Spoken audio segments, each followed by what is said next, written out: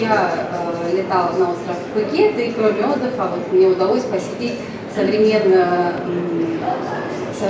строительные объекты, несколько риэлторских агентств, несколько строительных площадок. Я проанализировала и вот хотела с вами поделиться своими впечатлениями. Таиланд, остров Пхукет. Если вы хоть раз бывали на острове Пхукет, то не могли не заметить сходство с нашим Черноморским побережьем. Те же самые вечно зеленые джунгли очень напоминают наши предгорья. И сама по себе дорога извилистая, извивающаяся вдоль побережья, она очень напоминает наши дороги. Вот тут остров Пхукет, он расположен у западного побережья Таиланда в Андаманском море Индийского океана. Население тоже сходно с нашим городом, около 390 тысяч человек местного населения. В прежние времена это был один из основных торговых путей между Индией и Китаем, процветал благодаря промышленности. Была развита добыча олова и выращивали каучук в промышленных масштабах. Сегодня эта провинция получает основные доходы от туризма. Начиная с 16 века основой экономики острова была добыча олова. И причем разработка месторождений велась открытым способом. Пейзаж был усеян котлованами, сотнями отвалов. В прибрежных водах использовались драги и привело к резкому углублению дна, изменению береговой линии. Естественно, ни о какой курортном использовании этих территорий речи не было. К 70-м годам в связи с изобретением нержавеющей стали и с тем, что запасы олова были истощены, на острове была просто жуткая ситуация. Он был изуродован, экономика была просто в ужасном состоянии, люди бедствовали и заняться, собственно говоря, было нечем. Твердых дорог с твердым покрытием на юге практически не было, и джунгли становились непроходимыми. И вот в этот момент, в 1973 году, туристическое управление Таиланда принялось за разработку генерального плана развития туризма на Пхукете. И, как ни странно, город, даже не город, остров, эту территорию спас архитектор. Тайский гольф-архитектор Сукити Клангписая. По его проекту был в 1989 году построен первый гольф-клуб, первое гольф-поле Пхукет Кантри Клаб. Что было предложено этим архитектором? Была проведена аналитика территории, взвешены все за и против, и пришли к выводу, что этот антропогенный пейзаж ужасающий, который сформировался вследствие многих сотен лет добычи оловянной руды, он стал использоваться как преимущество. И котлованы были залиты водой, были образованы озера, и территория подверглась полной рекультивации. Отвалы были озеленены, сделаны зеленые холмы. На данный момент Таиланд является лидером по приему международных гостей, гольф-туристов. Проводятся международные соревнования. Вот такой сейчас пейзаж, выглядит прекрасно, очень интересные места. И кроме гольф-туризма, сегодня политика властей Таиланда, и в частности территории Пхукета, она объявлена национальным заповедником, и в приоритете это создание микроклимата. Если мы знаем, территория материковая Таиланда, она и промышленные предприятия там расположены, и Бангкок, например, очень насыщенный, да, мы знаем, что Азия вообще очень плотная, большая плотная застройки, то именно остров Пхукет, так как он является уникальным по своей сути туристическим местом, поэтому очень тщательно охраняется и регламентируется застройка на острове. И создается в первую очередь благоприятный инвестиционный климат для привлечения иностранных инвестиций в строительство в том числе. Вот такие создаются объекты комплексной застройки, очень интересные. Строительство осуществляется за счет средств застройщика в основном. Таким образом, люди, инвестируя свои средства в строительство, в покупку недвижимости, они не рискуют своими деньгами. То есть деньги полностью на полный цикл застройки должны быть заморожены на счету застройщика, и только после этого приступать к продажам. И вот этот момент мне тоже показался интересным. И одна из наиболее привлекательных инвестиционных программ – это возможность приобретения апартаментов, то есть застраивается не жилым фондом, не гостиничным фондом, а определенная такая смесь – это кондоминиумы и виллы проекта с арендной программой. То есть покупая часть этого, то есть при больших возможностях инвестирования, там может быть выкуплено несколько юнитов или этажей, или целые объекты, или каждый человек может сделать микроинвестирование, купить определенный небольшой объект и самостоятельно там отдыхать, пользоваться этой недвижимостью, и гарантированно управляющая компания обеспечивает гарантированную ренту. Тем самым создаются кондоминиумы, это жилые комплексы с полной внутренней инфраструктурой, в которых предусмотрены и общие бассейны, и спортзалы, и детские комнаты, и рестораны, и парковки. То есть это не мертвые такие объекты, да, которые я вот прошлась, посмотрела, как у нас сейчас представляются жилые комплексы. Если человек покупает это как инвестицию или предполагая отдыхать кратковременно в летнее время, то большую часть времени эти объекты они стоят и пустуют. 1, 2, 5, может быть, квартир занято. Здесь предлагается следующее. В то время, когда человек отсутствует, его апартаменты гарантированно сдаются и поддерживаются в должном состоянии, как гостиничные номера, и человек может вот таким образом зарабатывать деньги, и эти объекты, они наполнены жизнью круглый год.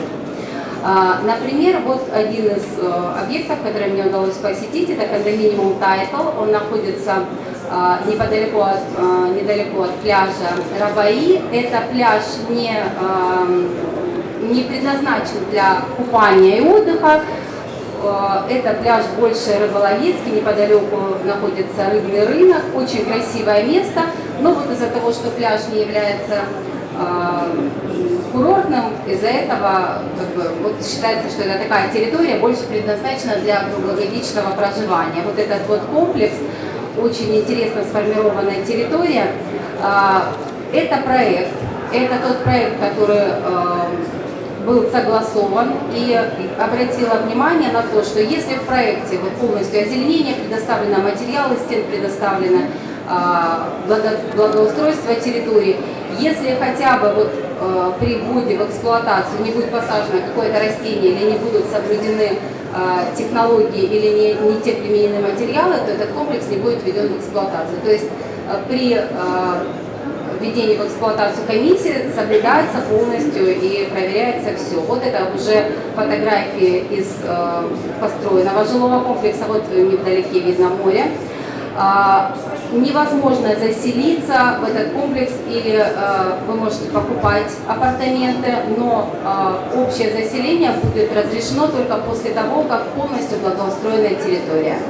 Никаких ремонтов, строительных работ или благоустройства на территории быть не может. Все, когда все готово под ключ, только тогда можно заселяться. Это вот вид со второго этажа вот такой на территории, несмотря на то, что не очень много места, но очень комфортно находиться, совершенно нет ощущения скученности или плотности застройки, потому что вот все, каждый уголочек, он озеленен и очень как-то вот проработанные, такие очень интересные малые формы, очень приятно здесь. Это тоже соответствие, вот это проектная часть, это реализация практически 100% по проекту. И обратила внимание вот на эти мегалиты, что это? Это что-то искусственное? Нет, это привезли из Бангкока огромные камни, сложили из них вот такой вот водопад, который используется еще и как там, такие зоны для переодевания можно здесь использовать. Так, вот таким образом решается оформление квартир.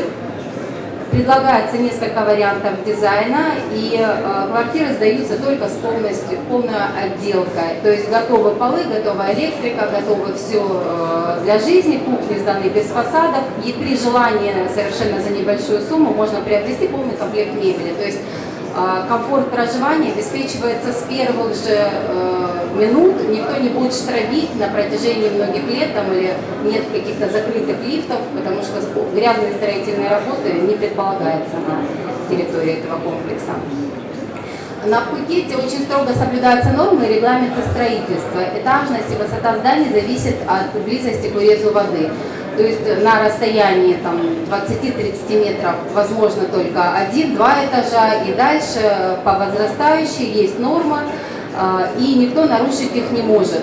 И даже если один из участков он расположен протяженно вдоль моря, то таким образом проектирование ведется. Первая входная группа может быть одноэтажная, дальше немного увеличение этажности есть. Но что интересно, я обратила внимание, строительство на отметках свыше 80 метров над уровнем моря запрещено вообще в принципе.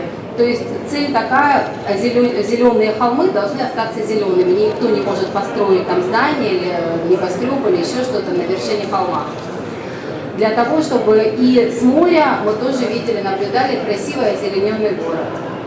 Прежние законодательные нормы вообще запрещали возведение недвижимости на холмах, где угол наклона превышал 35 градусов. Сейчас немножко облегчили, до 50 градусов строительство разрешено, но есть ряд ограничений не выше 6 метров. Получаются очень красивые такие небольшие коттеджи, которые утопают в зелени. Еще один кондоминиум, вот он очень такой громоздкий, казалось бы, но он построен, запроектирован таким образом, что жилых этажей всего 3. То есть наибольшей ценностью обладают квартиры с видом на море, никто никому не перегораживает, невозможно поставить свечку или там ряд свечек, которые друг другу помешают любоваться пейзажами. И покупая любую из этих квартир, ты можешь на компьютере посмотреть, есть визуализация, какой именно ракурс открывается на море. И если вот, например, из нижних квартир тут общие вот сооружения, например, выступает консоль на бассейны или общие зоны, вот некоторые квартиры здесь прям особо отмечены, на них снижена цена из-за того, что часть бассейна в перспективе будет перекрывать вид. Несмотря на то, что вот в офисе продаж я была, здесь еще сейчас прокладываются дороги. Это нулевой цикл, еще не сделаны фундаменты, но 80% апартаментов уже реализованы. Конец сдачи комплекса на 2019 год, но продумана концепция очень хорошо, очень все здорово. Чертежи у них все у них имеется. Вот еще один из комплексов Панора. Мне понравился этот объект тем, что вот они предлагают, да, тоже комплекс, здесь, так, сейчас посмотрим, 8 жилых зданий, отдельное здание парковки, практически вся инфраструктура, которая нужна для такого большого комплекса, здесь есть 6 бассейнов, ресторан, фитнес-центр, естественно, это рекреационная зона, но тоже обязательно учитываются и детские комнаты, и все, что нужно для жизни, вот интересные такие делают визуализации.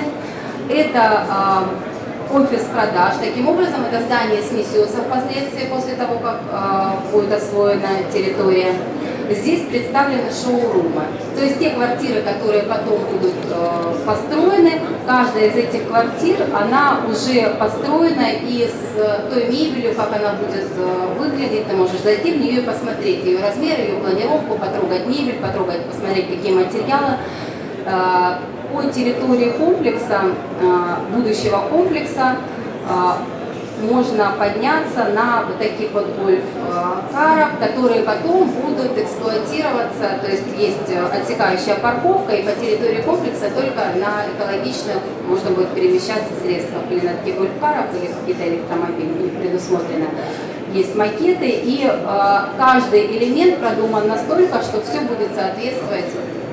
У меня был такой вопрос. Вот у вас предусмотрена здесь практически половина территории, это предполагаемый гольф-клуб. Хорошо, вы сейчас все вы здесь продадите, потом решите, мы хотим еще. Да, давайте застроим дальше. Был просто недоуменный взгляд. Такого быть не может, потому что такого быть не может никогда. У нас есть разрешение на строительство на этот объем. Это не первый наш объект, и мы собираемся строить и дальше, то есть нарушений быть не может. И то же самое по срокам строительства. Увеличение сроков может быть в пределах 1-2 месяцев, потому что очень договорные условия серьезные, и каждый день просрочки просто застройщикам экономически это ему невыгодно.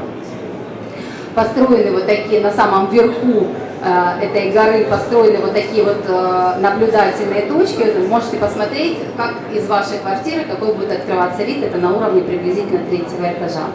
Вот такой вот вид можно было пронаблюдать.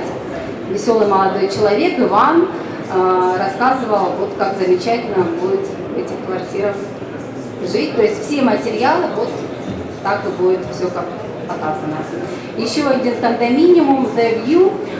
Если предыдущие были эконом-класса, то есть сопоставимы со стоимостью тех объектов, квартир, которые продаются у нас в Сочи по стоимости, то вот здесь одна квартира порядка 100 миллионов где-то приблизительно стоимость одной квартиры.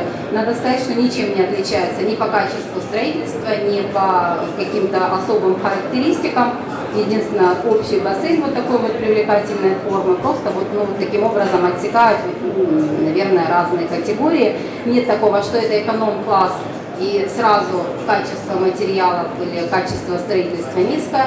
Наоборот, даже вот в эконом-классе мне больше понравилась более такая душевная обстановка, предназначенная для проживания семей с детьми. Но это тоже очень интересный комплекс. Такие панорамы интересные с него открываются, проекты предоставляются. Вот совершенно небольшие квартиры, вот так вот это все выглядит. При этом вот таким образом показано, что фактически купить-то уже и нечего, потому что все распродано. Этот комплекс уже построен, но распродано становится уже с нулевого цикла. Приблизительно 2 года срок строительства такого комплекса. Вот. Хочется сказать, что такой вот я вывод делаю, что одним из градостроительных принципов комплексной организации является планирование, проектирование и реализация жилых образований как единых архитектурно-строительных объектов одним заказчиком, подрядчиком и проектировщиком. И переход к комплексным строительным объектам позволит осуществить одновременный ввод в эксплуатацию жилых и общественных зданий, благоустройство жилых территорий, создаст благоприятные условия для архитектурной интеграции жилья с элементами культурно-бытового обслуживания. Сказано. И строительство объектов в нашем городе с учетом принципов комплексной застройки рекреационных территорий и соблюдением градостроительных норм служит созданием благоприятного инвестиционного климата на всей территории курорта, повысит статус нашего города и его привлекательность на рынке международных инвестиций и туризма. Спасибо за внимание. Каким образом инвестиции приходят на территорию острова? Инвестиции в основном иностранные, потому что местные жители, тайцы, они владеют землей. Земля достигает $1 миллион за гектар. За гектар, да. Вот, и более. И тайцы в основном входят в инвестпроекты владением земли. Остальные все деньги – это иностранный капитал. Ну вот хотелось бы, да, может быть, почему у нас нет таких инвестиций, почему? Ну, потому что это в первую очередь небезопасно и нет определенных гарантий для инвесторов. Так. Спасибо за внимание. Спасибо.